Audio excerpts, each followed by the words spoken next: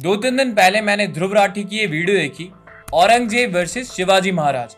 इस वीडियो में इन्होंने स्लेवरी के ऊपर एक पॉइंट बोला हुआ है, तो इस क्लिप को पहले आप देख लो। 3 Indians that should leave India and never return are Umar Khalid, professor Irfan Habib, Romila Thapar. Irfan Habib और रोमिला थापर ये एक्चुअली में हिस्टोरियंस हैं। आखिर इतनी एक्सट्रीम नफरत किसी के दिल में हिस्टोरियंस को लेकर आखिर क्यों होगी? इसके पीछे जवाब है दोस्तों इस ब्रेन वॉशिंग माफिया का दूसरा डिपार्टमेंट। क्योंकि रोमिला थापर कहती हैं कि हम हिंदू लोग गुलाम नहीं थे, कि हमारे जो पूर्वज थे, हमारे पूर्वज हिंदू लोग किसी के गुलाम नहीं थे, वो आजाद लोग थे। तो इसमें इन्होंने दो बातें करी हैं। पहली ये कि व्हाट्सएप पे बहुत ज्यादा झूठ फैलाया जाता है, और इससे मैं कंप्लीटली एग्री करता हूँ। वो जो व्हाट्सएप पे बड़े बड़े मैसेजेस आते हैं वो मैंने भी देखे हैं, उसमें झूठ के अलावा और कुछ नहीं होता। दूसरा इन्होंने बात करी है स्लेवरी को लेके।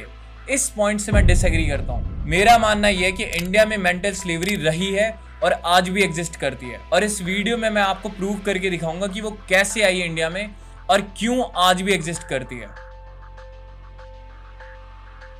तो 1940s में एक बहुत ही प्रोमिनेंट लीडर थे मौलाना अब्दुल कलाम आजाद। इनसे एक बार इंटरव्यू में पूछा गया कि पाकिस्तान क्रिएट हो रहा है, आप उसके अगेंस्ट क्यों हो? तो उन्होंने कई सारे रीजंस दिए थे कि कैसे पाकिस्तान बनते ही एक फेल्ड स्टेट बन जाएगा। उन्हीं कई रीजंस में से इनका एक आंसर ये भी था कि पाकिस्तान मूवमेंट से इस्लाम की ग्रोथ जो है सब कॉन्टिनेंट में वो और धीरे हो गई है, वो कम हो गई है, क्योंकि हिंदूज और मुस्लिम्स के बीच में बहुत ज्यादा डिवाइड क्रिएट हो गई है, जिसकी वजह से लोग अब कन्वर्ट नहीं कर रहे हैं इस्लाम में। तो अब अगर हम इनके इस पॉइंट को लें कि इस्लाम की ग्रोथ कम हो गई है, तो इसका मतलब ये भी है कि किसी एक पॉइंट पे ज्यादा भी रही होगी। तो इसको समझने के लिए और स्लेवरी का क्या सीन है, इसको समझने के लिए 1000 साल पहले चलना पड़ेगा। अगर आप 1000 AD के करीब जाते हो तो आप देखते हो कि इंडिया में बहुत ज्यादा लोग नॉलेज को वैल्यू करते थे, बहुत ज्यादा बुक्स लिखी जाती थी।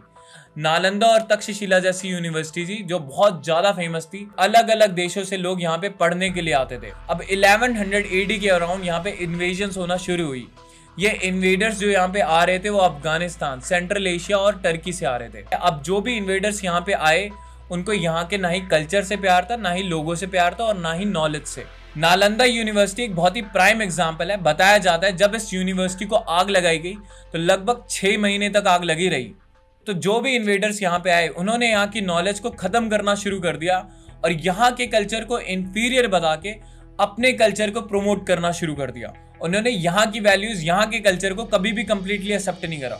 तो इससे हुआ क्या कि over the course of centuries यहाँ की जो नॉलेज थी और कल्चर थी वो डिग्रेड होने लग गया। जब कोई चीज में काम नहीं हो रहा होता और उसको दबाया जाता है तो ऐसा नहीं होता कि वो ऊपर जाएगी या वहीं पे ही रहेगी, वो नीचे ही जाएगी। इसी तरीके से जो कई मुस्लिम रूलर्स आए थे उन्होंने मुस्लिम बिजनेसमैन को ज्यादा प्रेफरेंस दी थी हिंदू बिजनेसमैन के कंपैरिजन में। तो इससे एक और चीज हुई कि जो बहुत से हिंदू बिजनेसमैन थे उन्होंने इस्लाम में कन्वर्ट करना शुरू कर दिया प्योर इकोनॉमिक रीजंस की वजह से। इसका आप एग्जांपल देख सकते हो। आज अगर आप पाकिस्तान को देखोगे तो बहुत से लोग जो प्रोमिनेंट पोजीशन पे बैठे हुए हैं वहां पे, उनके आप सरनेम को देखना, राजपूत, चौधरी, ये सारे हिंदू नेम्स हैं। तो ये लोग upper caste, upper class Hindus थे जिन्होंने इकोनॉमिक रीजंस या फिर पावर के लिए अपना रिलीजन चेंज करा। इसी तरीके से कई लोग जो डिस्क्रिमिनेट फील कर रहे थे उन्होंने अपना रिलीजन चेंज करा। कई बार फोर्सफुल कन्वर्जेंस भी हुई। तो ये ओवरऑल अगर हम देखें कई सारे फैक्टर्स थे जिसकी वजह से इस्लाम की ग्रोथ तेज हो गई। बट इसका रिजल्ट ये आया कि जो यहाँ का एक्चुअल कल्चर था और नॉलेज थी वो नीचे होती गई। अब नॉलेज कैसे कम हुई? जो मुगल कोर्ट्स थी वहां पे मेनली फारसी लैंग्वेज को यूज करा जाता था, तो यहाँ की लैंग्वेज पे तो कोई काम हो नहीं रहा था, फारसी लैंग्वेज पे ही काम हो रहा था। इसकी वजह से जो लोकल लैंग्वेज में काम नहीं हुआ तो यहाँ के लोग उतना सीख नहीं पाए, अपने इंटेलेक्ट को उतना बढ़ा नहीं पाए, तो नॉलेज भी over the course of century काफी डिग्रेड हुई। अब एक और चीज जो लोग बोलते हैं कि मुगल एम्पायर बहुत ही स्ट्रॉन्ग एम्पायर था और इसके अगेंस्ट बहुत ही कम लोग जा पाए। राणा प्रताप और छत्रपति शिवाजी बहुत ही कम ऐसे लोग थे जो कि इनके अगेंस्ट जा पाए। बट इसी चीज में अगर आप एक और पर्सपेक्टिव देखोगे तो वो ये निकल के आता है कि जो मेनली रूलर्स थे वो वीक और सबमिसिव बन चुके थे। उन्होंने ये मान लिया था कि अब हमें मुगल रूलर से हाथ मिला के ही जीना पड़ेगा, अदरवाइज हम रूल ही नहीं कर पाएंगे। तो राणा प्रताप और छत्रपति शिवाजी ऐसे बहुत ही मुट्ठी भर एग्जांपल्स हैं हमारे जो कि बहुत ही स्ट्रांग और करेजियस रहे, बट मेनली रूलर्स वीक और सबमिसिव बन चुके थे। अब रूलर्स ही अगर वीक और सबमिसिव बन चुके हैं तो प्रजा का क्या होगा?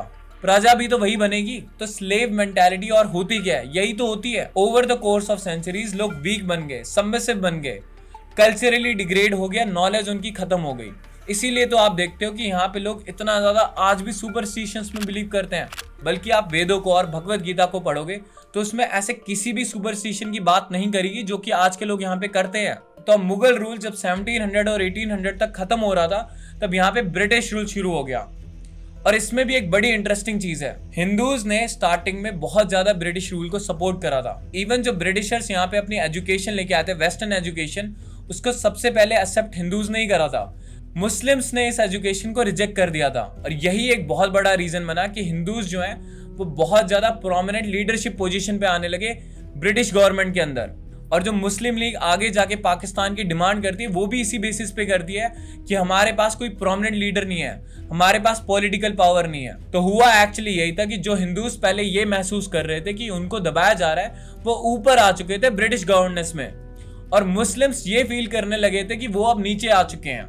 जिस वक्त जिस तबके ने, जिस ग्रुप ने ये फील करा कि वो नीचे है और उसको जैसे ही अपॉर्चुनिटी मिली ऊपर बढ़ने की, उसने वो करा। ये ह्यूमन टेंडेंसी है। बट इसका जो ओवरऑल रिजल्ट रहा वो यही रहा कि हमारे मास्टर्स मुगल से हटके अब ब्रिटिशर्स बन गए। बट स्लेवरी तो फिर भी वो रही रही। लोग फिर वेस्टर्न एजुकेशन की तरफ भागने लगे, इंग्लिश क्लोथ पहनने लगे, इंग्लिश में बात करने लगे, और इससे वो अपने आप को अपने मास्टर के बराबर समझने लगे। देखिए, जो ब्रिटिशर्स हमको सिखा के गया है हमारे मास्टर ने, हम आज भी वही फॉलो करते हैं। इंग्लिश अगर बोलोगे तो तुम एजुकेटेड और कूल माने जाओगे, आज भी यही चलता है। अगर गोरे को देखोगे तो नीचे सर झुका लो और उसको अपना भगवान बना लो, आज भी यही चलता है। इंडिया में आज भी कोई भी गोरा फॉरेनर आ जाता है, हमको लगता है कोई सेलिब्रिटी आ गया।